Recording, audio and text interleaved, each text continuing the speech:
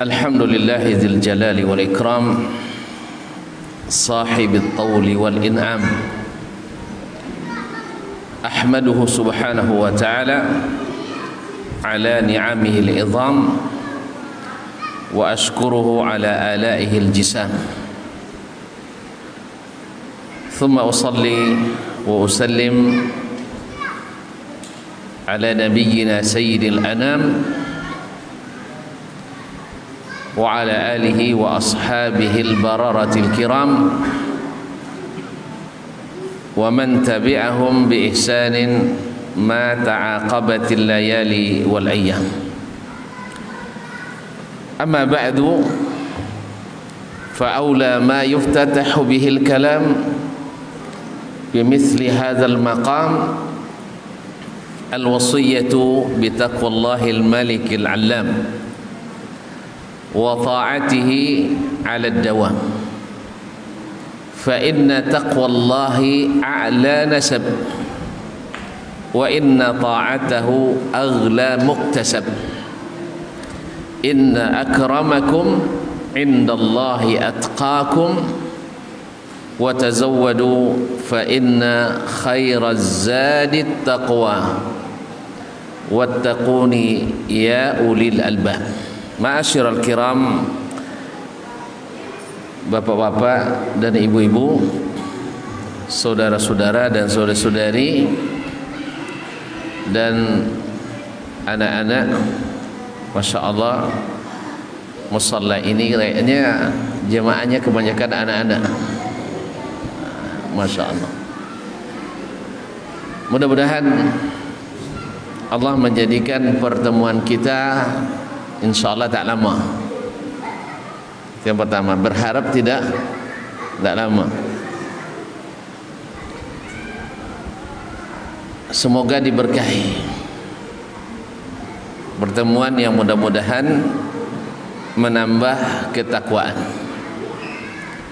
mendekatkan kepada Al-Karimir Rahman, Allah Tabaraka wa Ta'ala. Salawat dan salam kepada baginda Rasulullah sallallahu alaihi wasallam yang kita cintai, yang kita rindu bertemu dengannya, yang kita jadikan teladan dan menjadi ikutan yang sesungguhnya. Karena mencintai beliau adalah kesempurnaan iman, mengikuti beliau adalah keselamatan, meneladani beliau adalah kebahagiaan. Karena mencontoh orang sukses insya Allah membawa kesuksesan, meneladani orang bahagia insya Allah menularkan kebahagiaan. Mudah-mudahan salawat dan salam kita tak pernah berhenti dari lisan kita yang lahir dari sanubari kita yang paling dalam, kepada Nabi alaihi salatu wassalam. Bapak-bapak dan ibu yang saya muliakan, pertama atau selanjutnya saya berterima kasih kepada alim ulama, jadi pandai, tokoh masyarakat di perumahan Mirama ini, dan khususnya pengurus masjid musalla. Insyaallah tak lama masjid Darul Quran kan sudah jadi masjidnya. Ini tak lama masjid lagi ya, tinggal nunggu lisensi aja. Insyaallah. Musalla al-istiqamah. Iya. Musalla al-istiqamah. Masya Allah, di sini orang-orang istiqamah. Masya Allah, tabarakallah.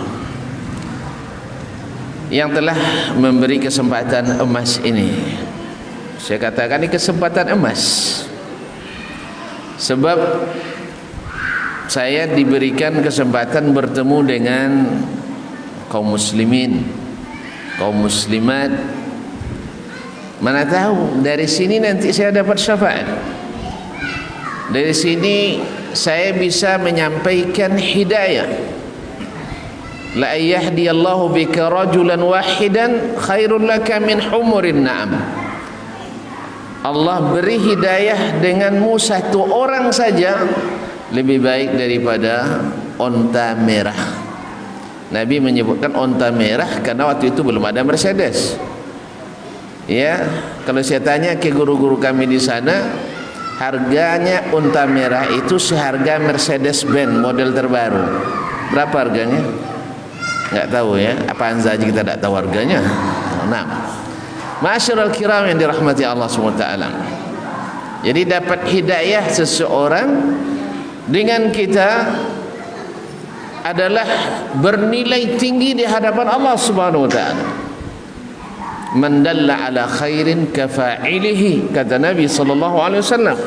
Siapa yang menjadi penunjuk jalan kebaikan, dia dapat pahala seperti orang yang melakukan. Oleh itu saya berharap waktu yang singkat ini betul-betul bermanfaat dan mudah-mudahan menjadi tali pengikat yang kuat sehingga berbekas sampai ke akhirat nanti. Amin. Ma'asyiral kiram yang dirahmati Allah SWT,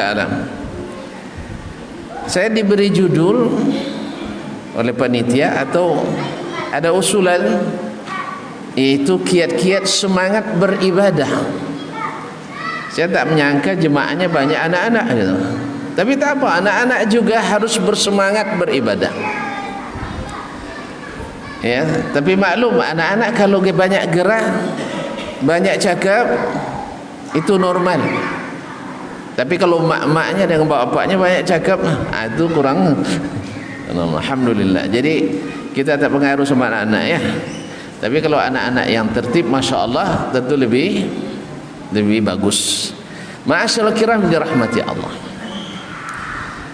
Ada seorang ustaz, saya katakan seorang ustaz karena tamat dari Fakultas Tarbiyah Universitas kalau dulu IAIN namanya, Imam Bonjol Padang. Kenal ustaznya? Enggak ya? Hah? Enggak, saya tak kenal kan. Dia mengatakan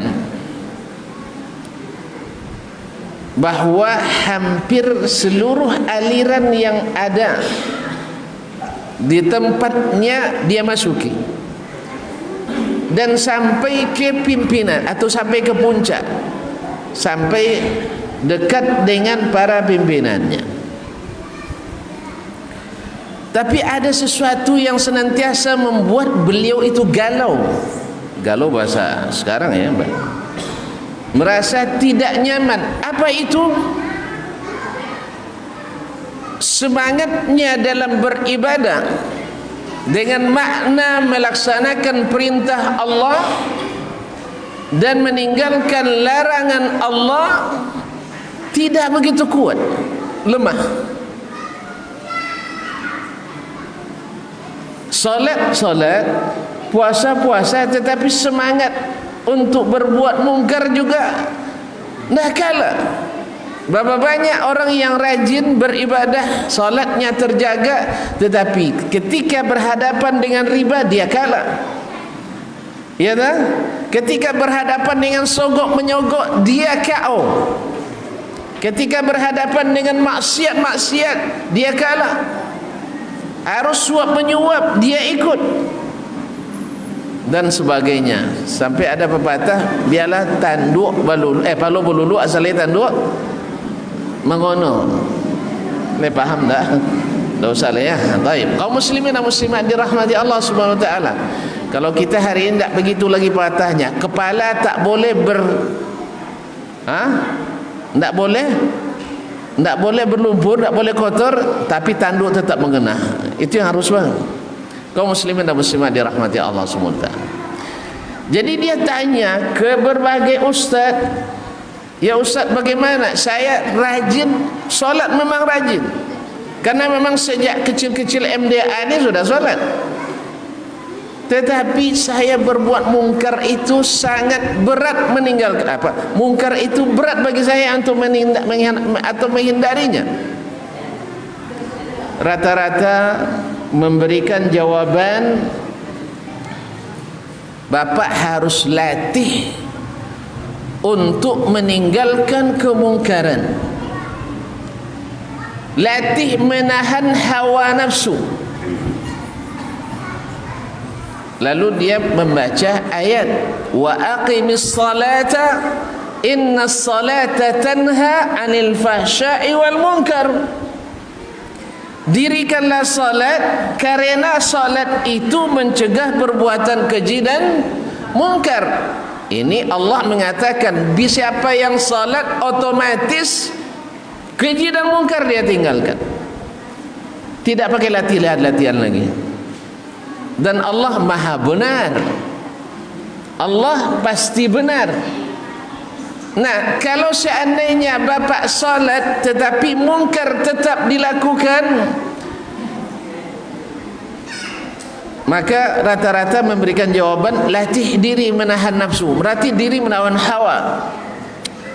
Allah tidak bilang latih lagi.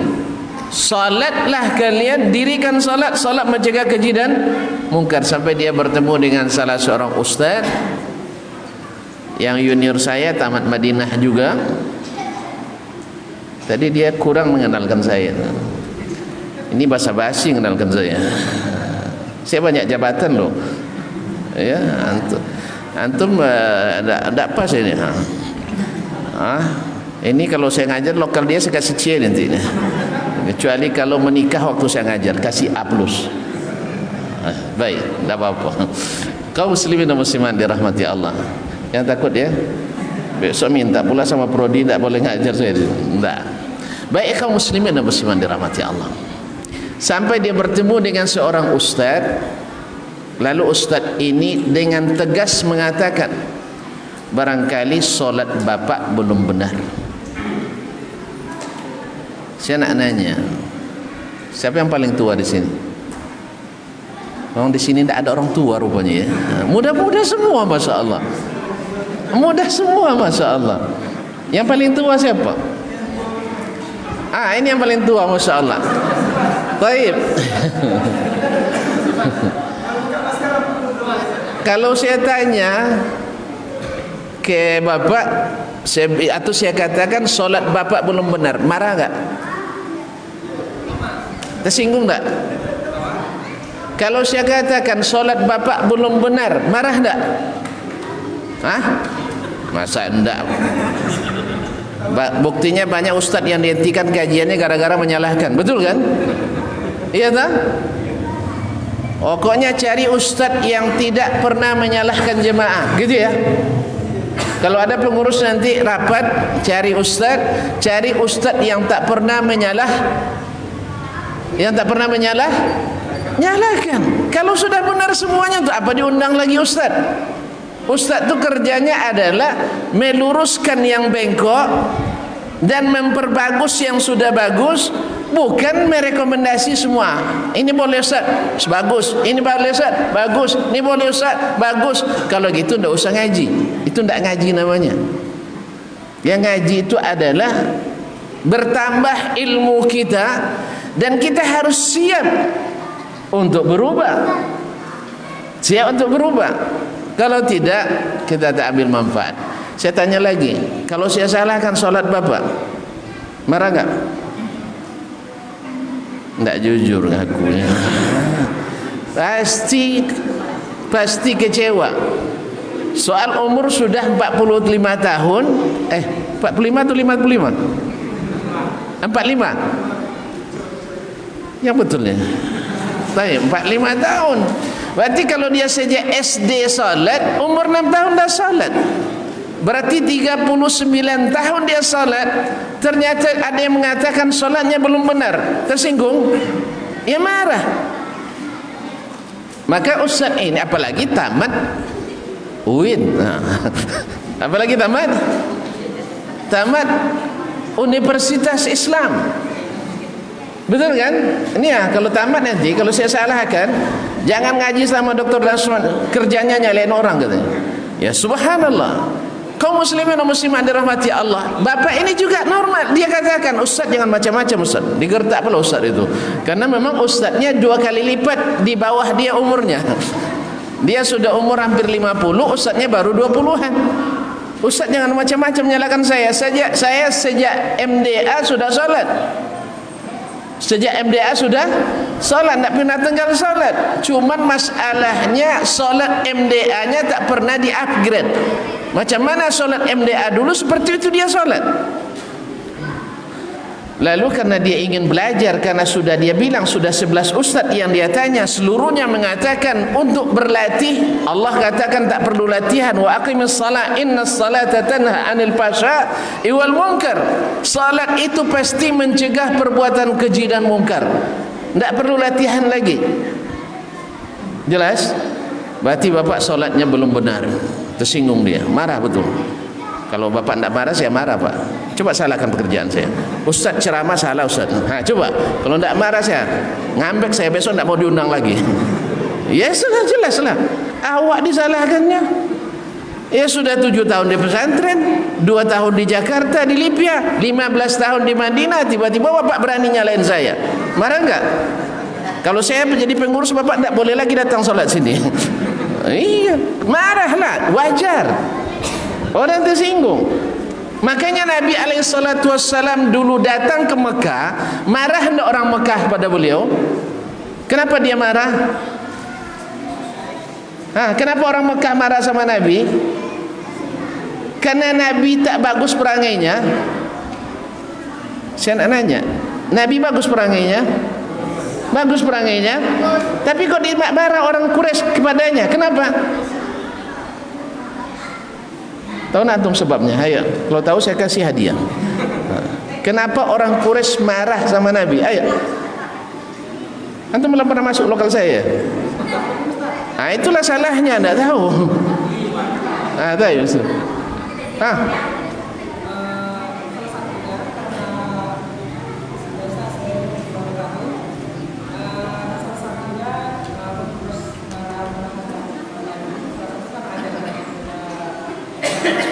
Antum banyak sekali belok-belok jurusan filsafat ya?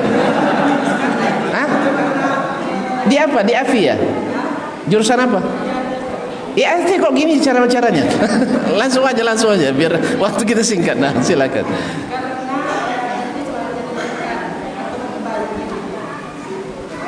Ya, belum begitu jelas. Kalau perbaiki berarti ada yang salah. Berarti Nabi dimarahi orang Quraisy karena mengingatkan yang salah. Betul? Baik, kita kasih hadiah dia. Ya, silakan. Sini. Mau mobil atau? Hayakallah. Mau yang biru enggak apa-apa? Iya, silakan. Masyaallah, hayakallah. Baik, ikhwani wa akhwati billah, kaum muslimin dan muslimat. Jadi kalau jadi ustaz tadi karena disalahkan dia marah. Cuman Allah inginkan kebaikan untuknya. Akhirnya dia bicara, ustaz dengan apa menyalahkan saya? Dia begitu.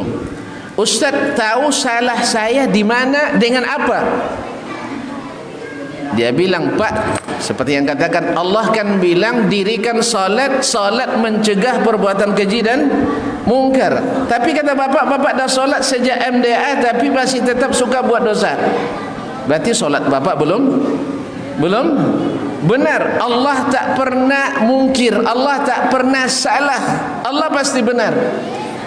Oleh itu kaum muslimin dan muslimat dirahmati Allah SWT, ketika dulu para sahabat Nabi SAW salatnya mengikut Nabi SAW, mulai daripada niatnya sampai kepada sunat-sunatnya, tak ditambah tak dikurangi, mereka mudah meninggalkan segala bentuk kemungkaran dan maksiat.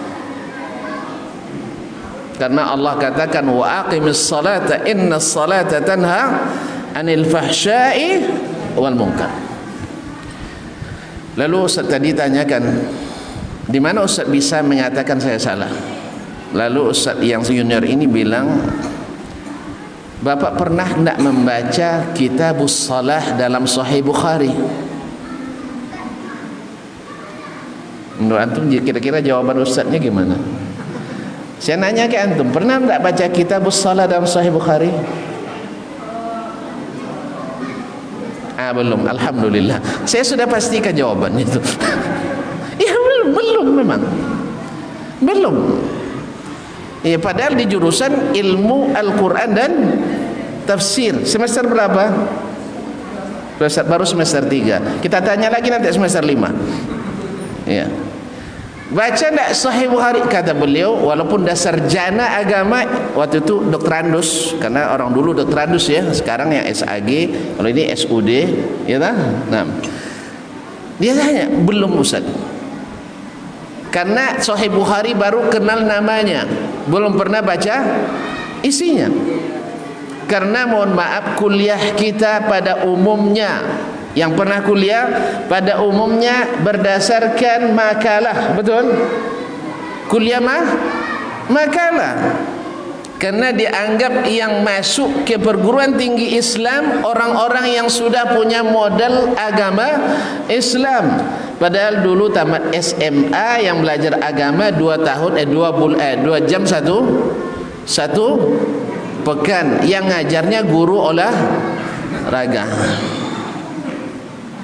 Iya memang. Kalau guru agama tak datang, guru olahraga bisa menggantikan, betul? Tapi kalau guru matematik, guru agama tak bisa menggantikan, betul? Buktinya Kementerian Agama sering dipimpin oleh yang bukan sarjana agama. Tapi jangan coba-coba Kementerian Hukum dipimpin oleh yang bertitel SAG nggak ada, tapi agama nak doktorandus, nak SH, nak insinyur, nak SE masuk, betul ya? Betul apa enggak? Kalau enggak saya tunjukkan nama satu-satu nanti. Ya nak jurusan agama bisa ngurus agama Pak, tapi yang tidak jurusan, misalnya hukum, enggak memimpin, enggak bisa lembaga hukum, enggak bisa memimpin lembaga koperasi, enggak boleh kan? Jelas? Makanya agama tak begitu dapat perhatian. Kembali ke yang tadi. Akhirnya saya coba mempelajari seperti yang diisyaratkan. Dan ini cerita langsung diceritakan yang bersangkutan ke saya. Ini tidak ada perantara sanadnya, langsung ini. Ya, baru saya mempelajari seperti yang disyaratkan tadi. Saya coba baca Kitabus Shalah Sahih Bukhari dulu.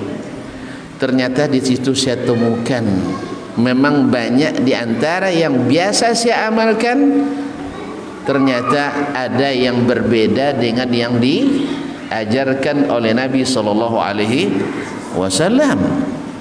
Ibarat jurus Pak, kalau tak diambil dari yang ahlinya, jurusnya patah-patah. Iya. Jadi kalau bukan dari ahlinya, sering setengah-setengah. Akhirnya lalu gimana Ustaz? Setelah saya pelajari dan mengikuti apa kata Nabi, sallu kama raaitumuni usalli, salatlah kalian seperti kalian melihat saya salat. Alhamdulillah Ustaz, Allah jadikan hati ini seperti kata Allah Subhanahu wa taala, faman yuridillahu ayyahdiyahu yashrah sadrahu lil Islam.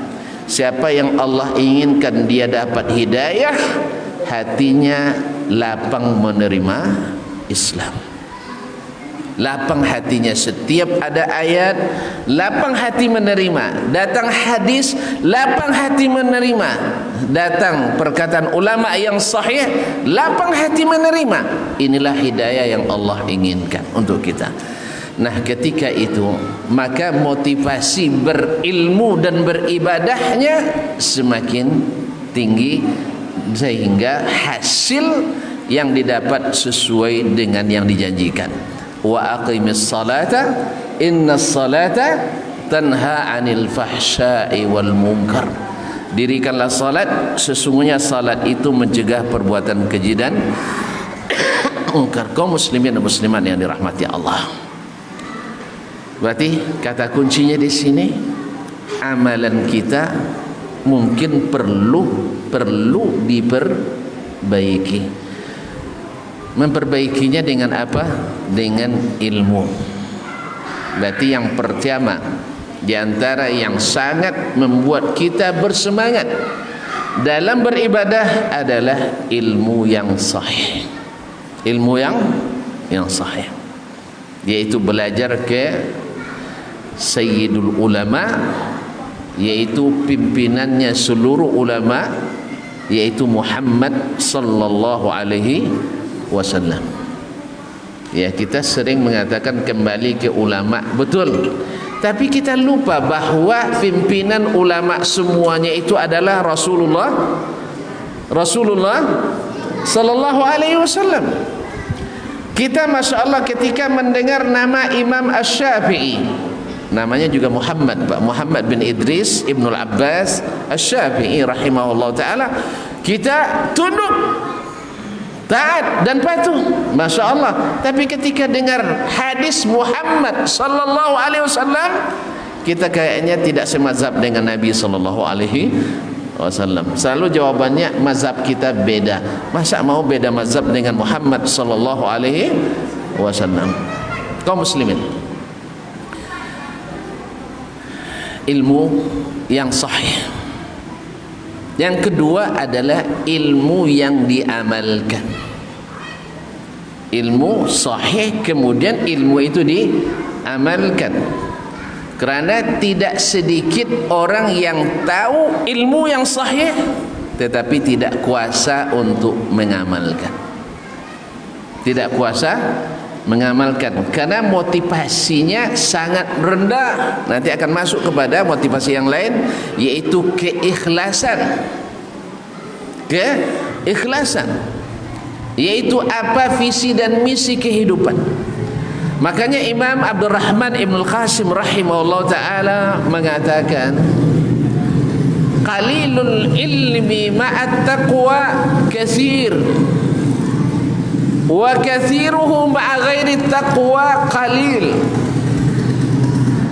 Ilmu sedikit ilmunya, orang yang sedikit ilmunya dan diikuti dengan ketakwaan, nilainya banyak. Apa makna takwa? Ini terpaksa antum saya pelasah lagi nih. Walaupun dah pindah duduknya, antum saya tetap cari. Tadi kan di situ, sekarang pasalnya sudah dapat apa? Taib, apa makna takwa? Alhamdulillah, jazakallah khairan. Perlu tambah lagi? Taib, dia nak jawab. Ya, at-taqwa adalah menjalankan perintah, meninggalkan larangan. Kita tahu perintah dari mana? Dengan ilmu. Kita tahu larangan dengan apa?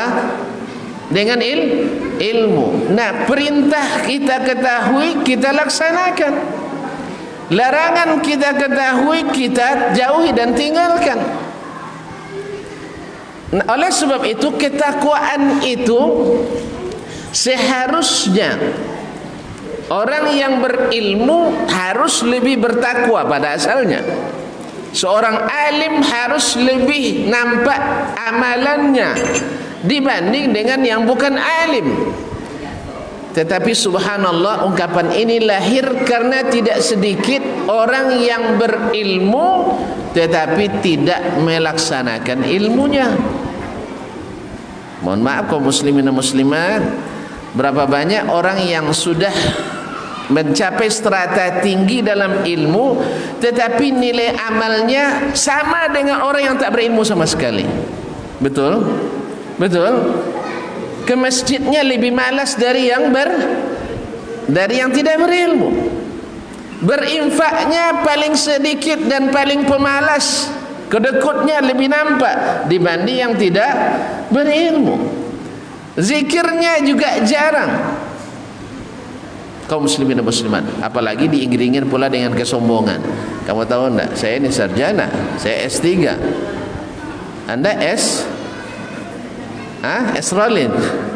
Nah, kaum muslimin dan muslimat, ilmu tanpa amal Ilmu tanpa amal seperti pohon tak berbuah. Saya nak tanya ke bapak ni, mana yang suka kebun sawit 2 hektar, hasilnya sebulan 1 juta, daripada pohon sawit 2 batang, hasilnya sebulan 2 juta? Hah? Yang 2 hektar? Hah? 2 hektar pak, hasilnya 1 juta. 2 batang, hasilnya 2 juta. Pilih yang mana? Iya, 2 batang lah hasil 2 juta daripada 2 hektar hasil 1 juta. 2 hektar memeliharanya, pupuknya gimana dan sebagainya, pemeliharaannya. Ini 2 batang. Makanya orang melihat hasil daripada ilmu itu. Maka berapa banyak gagal kita orang-orang berilmu dalam dakwah, tidak merubah sedikit pun keadaan masyarakat dalam beramal karena tidak bisa dijadikan qudwah. Ini yang ketiga, bahwasanya untuk memotivasi kita beribadah itu harus ada contoh yang bisa kita ikuti. Makanya tuan-tuan dan puan-puan, kalau nak rajin beribadah, berkawan sama orang yang rajin beribadah. Kalau tuan-tuan nak dapat ilmu, harus ikut orang yang rajin cari ilmu. Kita datang ustaz ke Istiqamah saja, tidak mau kita hadir, apalagi nak pergi ke masjid lain pula nak cari ilmu. Saya lihat tidak sedikit orang, mohon maaf kaum muslimin, dari Sail sana datang dia ke Amin untuk mendengarkan kajian. Bukan tidak ada masjid di sana, Pak. Cuman barangkali di sana tidak ada kajian. Karena tidak sedikit pengurus masjid anti kajian. Iya. Yang terlalu sering ngaji itu datang keluar hadisnya itu. Nabi SAW tidak selalu bikin pengajian. Betul, pengajian tidak sering, tapi selalu mengajar sahabat dalam segala keadaan. Karena sahabat mencontoh Nabi SAW. Ma'asyiral kiram yang dirahmati Allah Subhanahu wa taala. Jadi harus bersama orang-orang yang saleh, orang-orang yang ikhlas. Dan perlu saya ingatkan bahwa dengan ilmu tadi kita juga mengetahui bahwa tujuan awal dan akhir kita di dunia ini adalah untuk beribadah. Tujuan awal dan akhir. Wa ma khalaqtul jinna wal insa illa liya'budun. Kalau sekarang Bapak dan Ibu yang saya muliakan, orang yang kerja aslinya misalnya sebagai dosen Pak, maka kalau dia menyusun skedul atau jadwal kerja hariannya, apa yang dia lakukan? Apa yang dibuat pertama? Makan-makan dulu? Enggak ya, pasti semua mengacu ke jadwal kuliahnya. Kalau ada orang minta ceramah, dia tengok dulu jadwal kuliahnya, betul? Ya. Kalau ada orang nak kenduri ngundang, tengok dulu jadwal kuliahnya, betul? Ini dosen ini. Kalau dia seorang pejabat, kepala kantor, maka jadwalnya yang disusun pertama adalah jadwal masuk kantornya. Dia ngejar prestasi di situ. Kenapa? Karena dia sudah menjadikan ibaratnya tapak lapan pencahariannya di situ.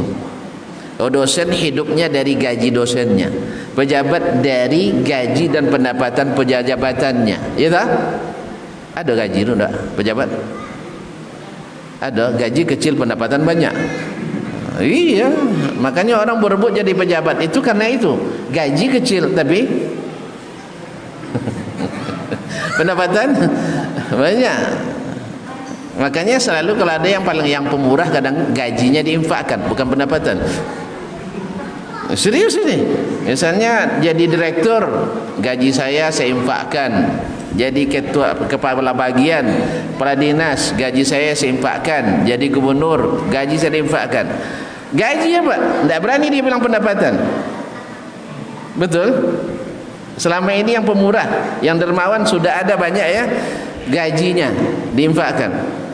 Gaji 15 juta sebulan, cuman pendapatan 1,5 miliar sebulan. Coba kita uji nanti, pejabat yang pemurah itu menginfakkan pendapatannya, bukan bukan gajinya, karena pendapatannya besar, tergantung tinggi dan kecil atau tinggi dan rendahnya jabatan ini diambil. Ma'asyiral kiram yang dirahmati Allah, kembali ke itu. Nah, orang yang menjadikan jabatannya, pekerjaannya sebagai tujuan asas tempat berpijaknya, maka dia akan jadikan itu sebagai agenda utama dalam kehidupannya. Kalau tukang, ya tukangnya. Kalau buruh, ya dengan pekerjaannya sebagai buruh. Dia jadikan itu sebagai patokan. Nah, kita sekarang harus dibalik, bahwasanya tujuan awal dan akhir kita di dunia ini beribadah kepada Allah Subhanahu wa taala. Wa ma khalaqtul jinna wal insa illa liya'budun wa ma umiru illa liya'budullaha mukhlishina lahuddin hunafa. Sesuatu? Enggak pandai. Baik, salat dulu, lalu kita lanjutkan sampai qomat. Silakan.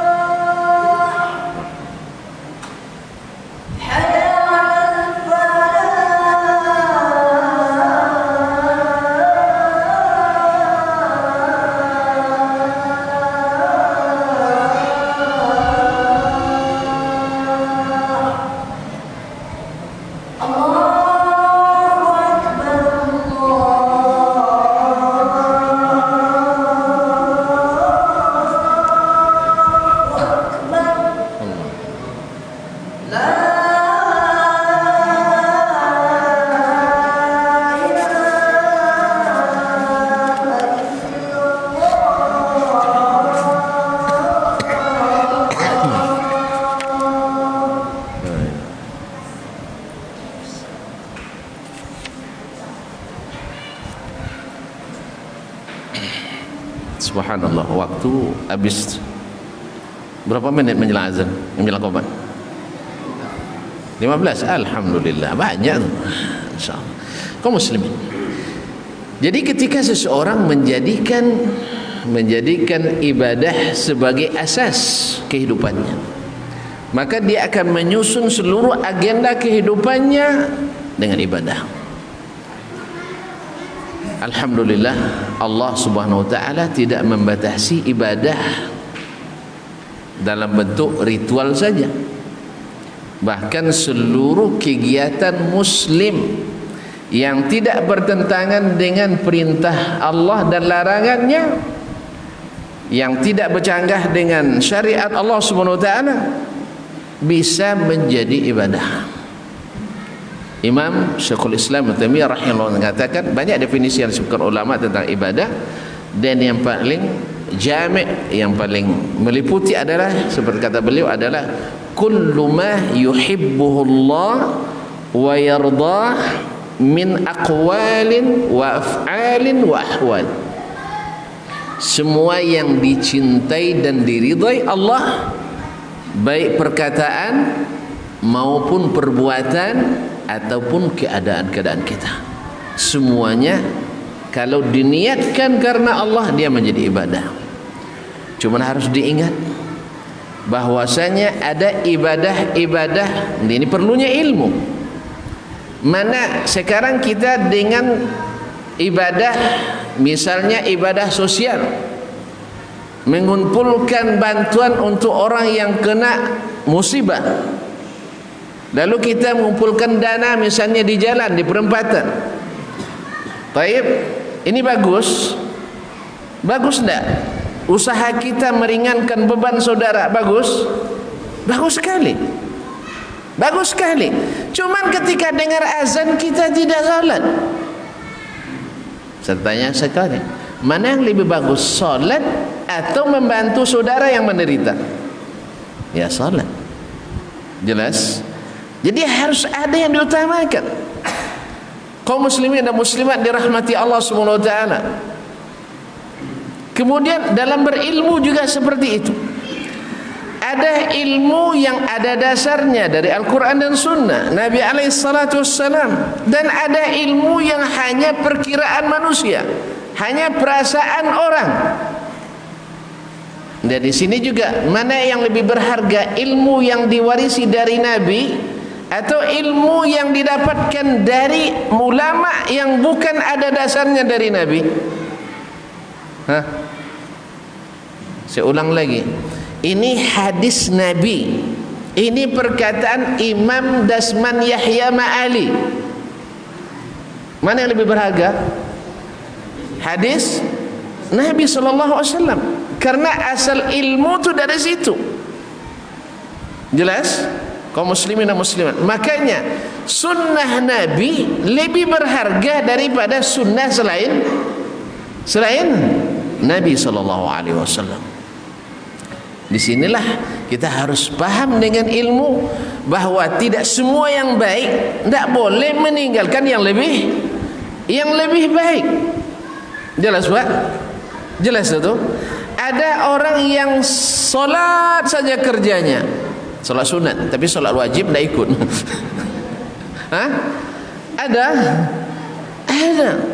Ada orang setiap selesai maghrib tidur dia, isyaknya nanti setelah tengah malam.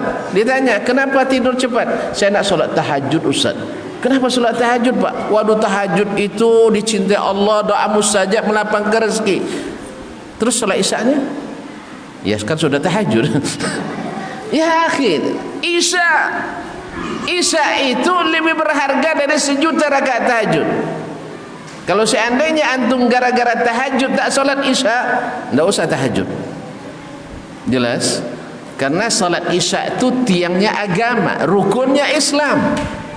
Kau tahajud masuk rukun? Tidak masuk.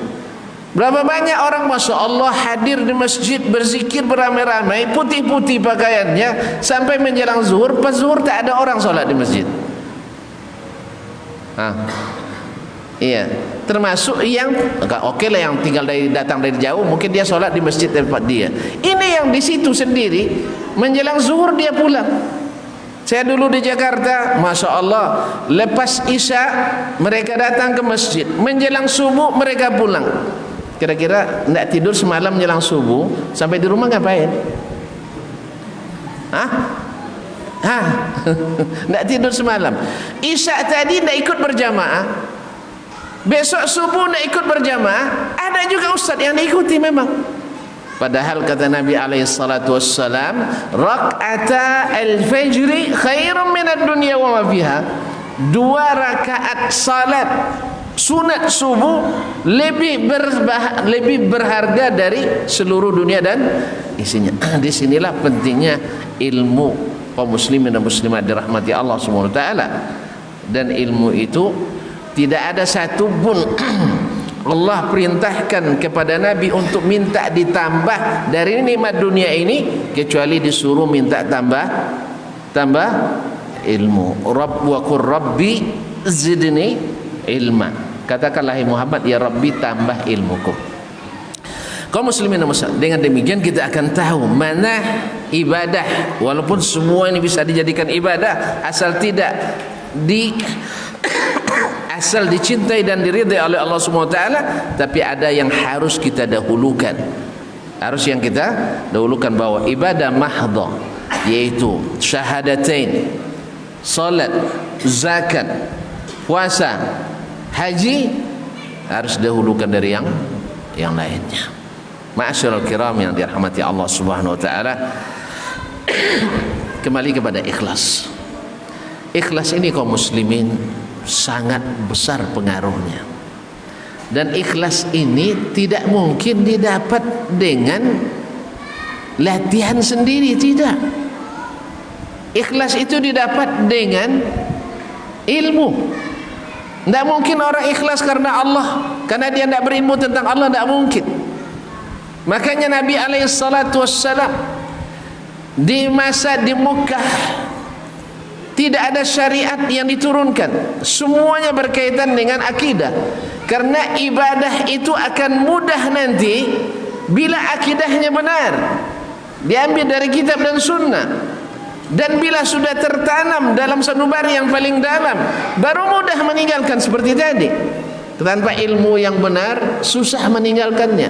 Makanya ketika mereka sampai di Madinah, di masa imannya sudah kokoh, ketika turun ayat tentang haramnya khamar,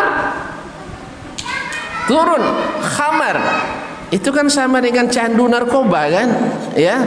Khamar, ketika turun ayat itu mereka serta merta, yang dicawan, yang mau diminum dibuang, yang ada di tempat-tempat penyimpanan ditumpahkan. Selesai tidak, bahkan tempat-tempat penyimpanannya dipecahkan. Subhanallah. Kalau kita sekarang ada bapak-bapak merokok atau ustadz yang merokok,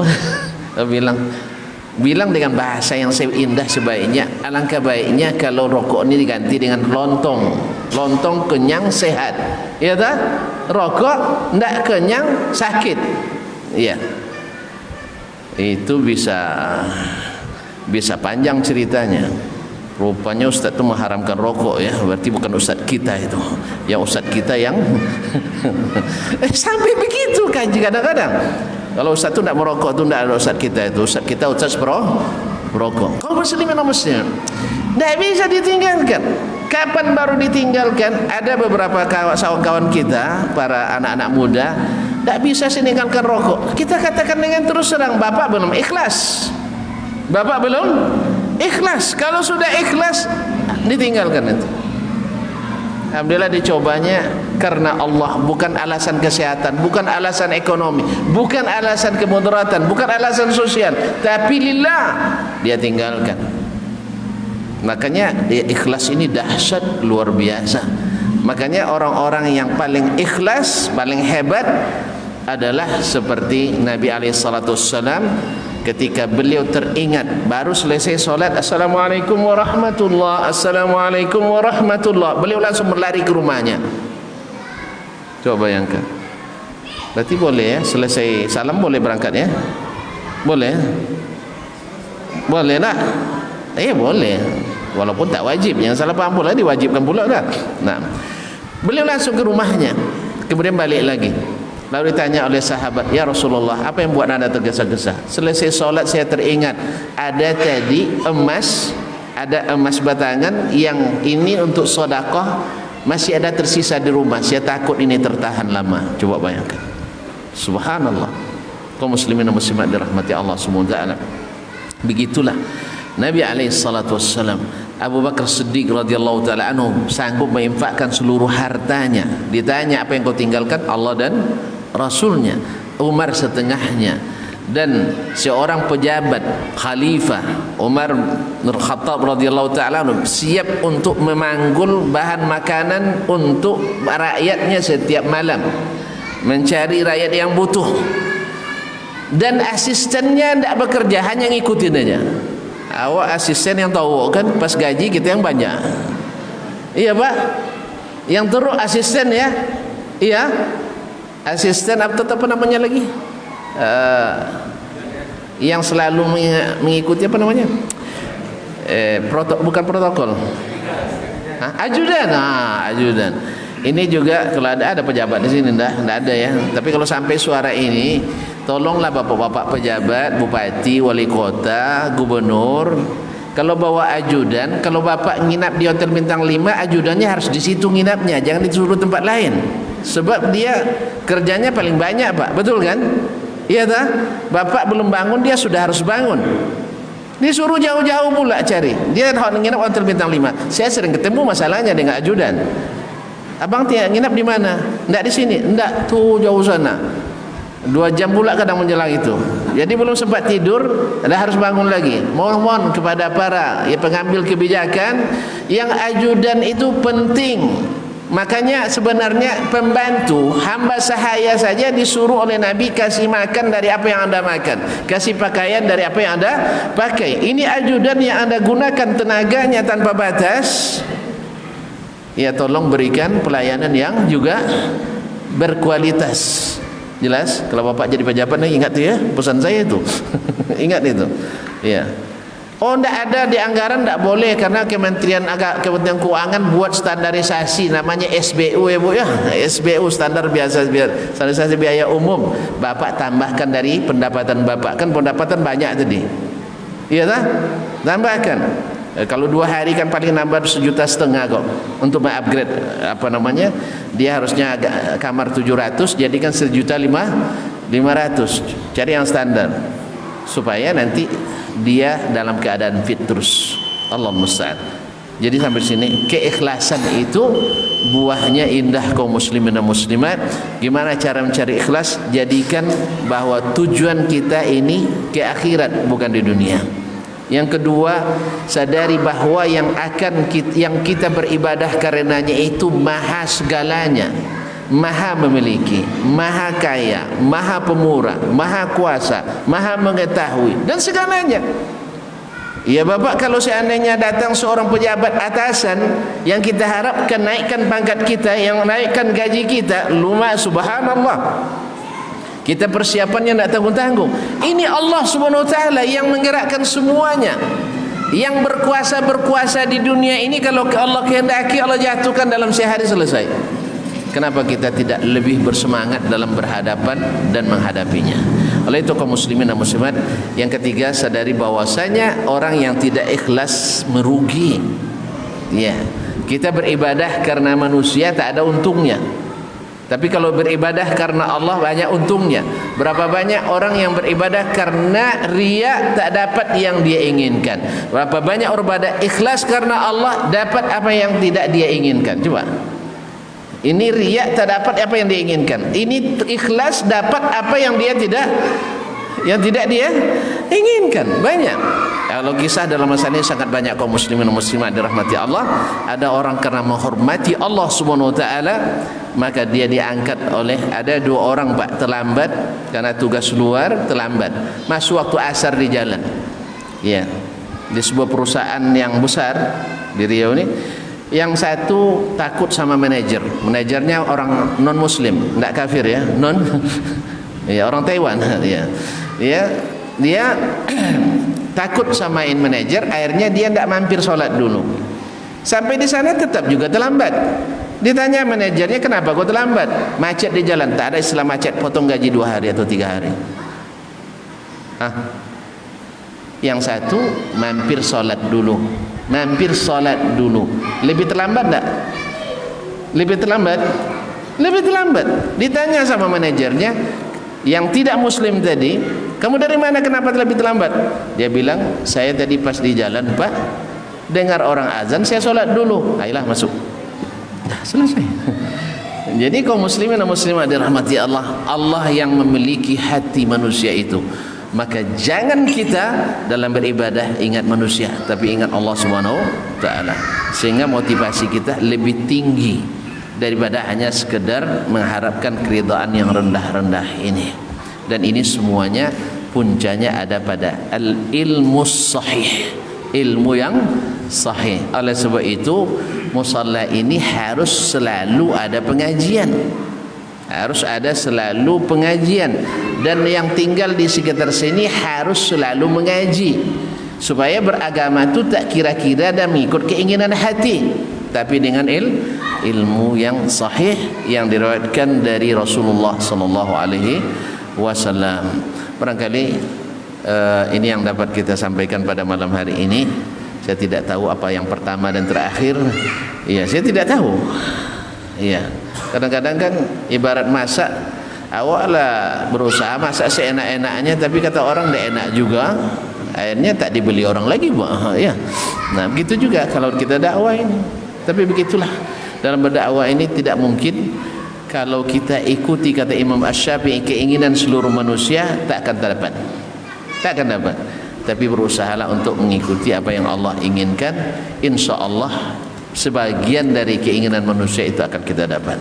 Wallahu taala alam wa sallallahu ala nabiyina Muhammad wasallam. Saya berterima kasih sebanyak-banyaknya khususnya kepada pengurus dan kepada seluruh hadirin wal hadirat. Semoga dijadikan sebagai pahala yang membahagiakan kita di akhirat. Amin ya rabbal alamin. Subhanakallah bihamdik asyhadu an la ilaha illa ant astaghfiruka wa atubu ilaik. Wassalamualaikum warahmatullahi wabarakatuh.